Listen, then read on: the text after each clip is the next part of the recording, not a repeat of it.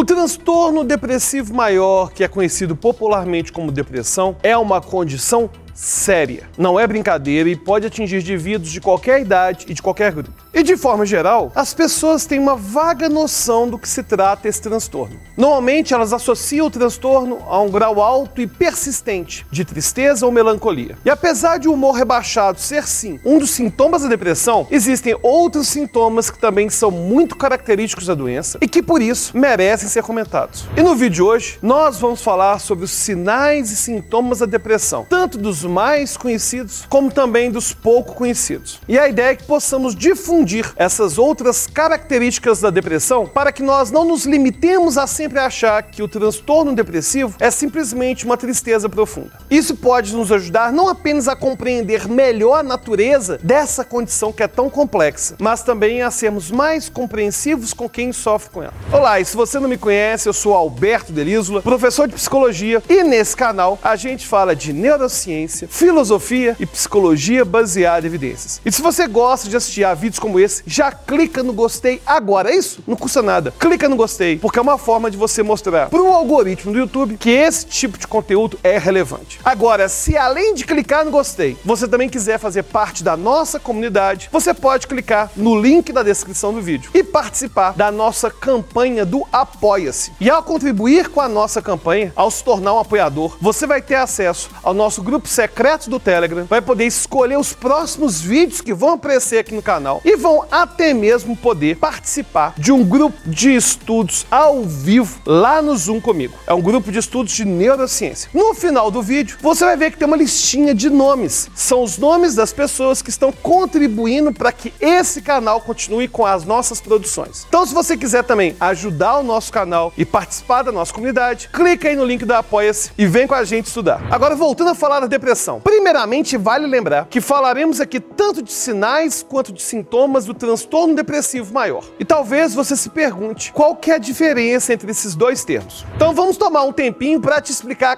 qual que é essa diferença. Os sintomas são as queixas diretas do paciente associadas ao seu sofrimento. Ou seja, é algo que só ele consegue descrever. Por exemplo, apenas um paciente consegue dizer se a dor que ele sente é mais aguda, se é uma dor crônica, se ela é pulsante, se ela é constante. Os sinais, por sua vez, são alterações que são percebidas por outras pessoas, sejam elas profissionais, familiares ou amigos do paciente. Por exemplo, um filho pode contar ao médico que percebeu que o pai tem esquecido constantemente os eventos dos dias anteriores, ainda que o pai não tenha percebido essa alteração na sua própria memória. Entendida essa distinção, podemos passar para os sinais e sintomas da depressão. E começando pelo mais conhecido deles, vamos falar do humor deprimido, que se trata de um forte sentimento de tristeza. Esse humor rebaixado é acompanhado de uma ausência de esperança e de um constante pessimismo sobre si mesmo e sobre seu próprio futuro. E um dos motivos de ser um sintoma que causa tanto sofrimento é porque ele tende a ser persistente, além de dar a sensação de que não há nada que a pessoa possa fazer para isso passar. E aqui vale lembrar que, ainda que esse seja um dos principais sintomas da depressão, não quer dizer que a pessoa vai estar com o humor rebaixado 24 horas por dia e todos os dias da semana. Aliás, é perfeitamente possível que alguém diagnosticado com transtorno depressivo compartilhe momentos de alegria e de animação com pessoas com quem convive, mesmo que o humor rebaixado se apresente com frequência